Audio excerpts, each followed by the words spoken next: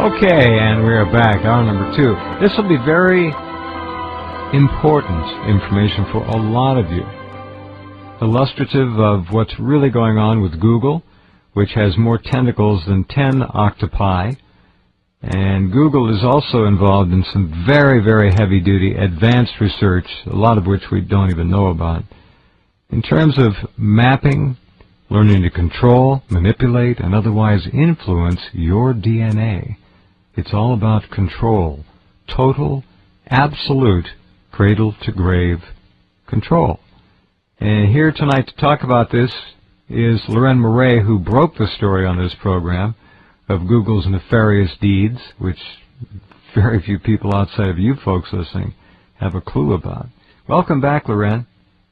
Oh, good evening, Jeff. Thank you so much. This is really exciting to be able to continue updating the Google story. Oh, it's huge.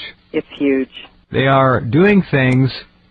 I mean, look at that cute little logo, all right? About as harmless looking and non-threatening as it could be. People just don't understand the power, which is growing enormously all the time. Google has the total sanction and backing of the international elite who are running the show, and they are making really no bones about where they're going. And where they're going is total control. Look what they've done with their satellite, their ground cams going by down your street. Unless you really raise hell, your picture is on the internet, your home, your residence, your privacy. What privacy? It's all part of the TSA PSYOP. There are many facets to it of taking your dignity away, breaking you down, and making you completely malleable and easily manipulated and formed into any kind of mass they want. Leuren, go ahead. Well, let's talk about the Internet, the history of the Internet, because that really exposes who is behind these programs and who the architects are. I was at Livermore Lab as a research scientist from 1989 to 91, and what I learned is that the backbone of the Internet was developed at Livermore. The reason they developed it was out of concern for contractors working for the Department of Defense who had to be physically located close to each other so that they could communicate and collaborate on DoD projects. And the DoD developed the Internet as a sort of an email system so that contractors could decentralize and be scattered around the United States so that if there was an attack, they would not all be taken out by a few bombs in one central location. Sure. So, from the beginning to the middle to the present, the Internet is Department of Defense. It's Pentagon. It was set up by the Pentagon. It's controlled by the Pentagon. And it's being used by the Pentagon to control the masses. That is the purpose. There's no other way to describe it. Agreed. So, then, once they got the Internet set up, they gave it to us to use like a new Maserati, and everybody had lots of fun for 20 years on the Internet. Well, totally addicting, of course. It's completely addicting, but what they're doing is distracting, again, the people, the public, the population from social connections, community connections. They are taking people away from daily direct communication with the their web of life, the people around them. Right, and it used to be, you make a beautiful point here, not so beautiful, but right on the money, face-to-face contact with people, looking them in the eye, three-dimensional sensory input from people, some would suggest 4, is crucial to an advancing society. This society has been literally sidetracked into a cul-de-sac, and it's now chasing its tail in a virtual world of Nothingness. It's amazing. It's true. It's nothing.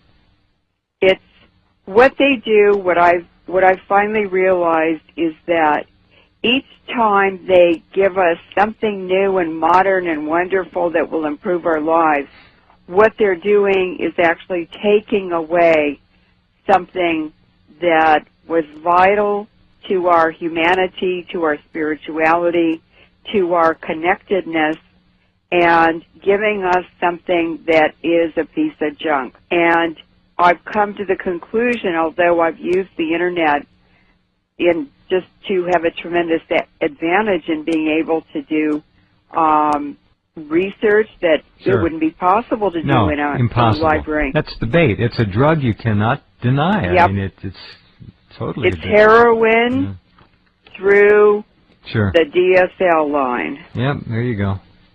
That's it. So what they've done is to set up the Internet, get us addicted to it, and then they started developing the programs, the applications. So the first one was Microsoft and Bill Gates. And Microsoft was set up so that there would be one global operating system that the U.S. government had a backdoor into for all computers everywhere in the world. Right. Then they set up Google as a search engine, and let's just look at the background of the two guys who supposedly set it up. Larry Page and Sergey Brin. That's right. Now, Sergey Brin he was born in Russia, so he's from an immigrant family. But listen to this. His father was a mathematician who worked at the University of Maryland, and his mother worked for NASA. I didn't know that one. Well, it's like a blue-blood line. NASA. And Yeah. that is exactly where Sergey Brin and Larry Page park their private jets. Of course. Is at the NASA facility. Mm-hmm. They don't have to go through TSA. Gosh, what a surprise. Right. Larry Page is, he's an American. His parents were both computer science professors at Michigan State University, and his father was one of the top experts in the United States on artificial intelligence. Now, Sergey Brin married a Polish-American woman called Anne Wojcicki, and she had started, actually, Sergey and Larry Page started Google in the garage of her sister. And Anne had started a company, a startup company before she married Sergey Brin called 23andMe. Mm-hmm. Now, we have 23 chromosomes on our DNA, and that company was set up so that Anne could voluntarily connect DNA from people through the Internet who would pay her $1,000 to assess their DNA and then advise them on good marital matches for them through DNA matching. Yeah. Now, what's interesting is Larry Page married Lucinda Southworth, who has a PhD in biological information systems. That's pretty interesting, and those sure do sound like CIA marriages. Yep. So, as soon as Anne Wojcicki married Sergey Brin, she was given millions of dollars in venture capital from Google the day of the wedding. I think she got $20 million just to start. Right. And I live in the San Francisco Bay Area, and I drive over the San Francisco Bay Bridge or around the East Bay fairly frequently, and I can't tell you in the last year how many times I have seen that blimp from down there in the South Bay where they park their airplanes. There's a huge blimp, and on the side of it is painted 23andMe. And it spends all day and all weekend flying over San Francisco Bay Area, really, advertising her company. Now, you know, you might say or ask Jeff, or someone else might ask, well, So if somebody wants to give their DNA and find out whether a potential partner is suited or not, you might say, well, that's just their business. But that's not true, because if you get one person's DNA in the family, you have everyone's. That's right. All right, hold on. Leuren Moret is our guest tonight, a longtime friend of good people everywhere on the planet. Her work on depleted uranium, of course, really knows no bounds and needs not much of an introduction. She's talked about it too many times to count around the world and on this program as well. We're talking about Google and DNA and control. And we'll be back. Okay, back with Leuren Moret. Next time you hit the Google search function, just keep in mind that your finger is doing a lot more than simply looking up information. You're helping to propel a monster on the planet. It is a beast. It's unbelievable what's going on. Go ahead. It's unbelievable, and what I want to emphasize is that Google, Microsoft, Facebook, and the social networking websites, all of them. eBay, Skype, Google Mail, Yahoo Mail, PayPal, these are all the same entity. They're all integrated. They get bought and sold and traded around, and they usually have a youthful face like Mark Zuckerberg or Sergey Brin or Bill Gates or Larry Page on the face of them, but these are all U.S. Navy and military operations, and Sergey Brin's ties through his mother to NASA really do expose that. Now, I know a physicist in Berkeley who told me that in the 1970s, in the laboratory that he was working in, they were tracking people in the lab by the electromagnetic frequency emitted by individuals' DNA.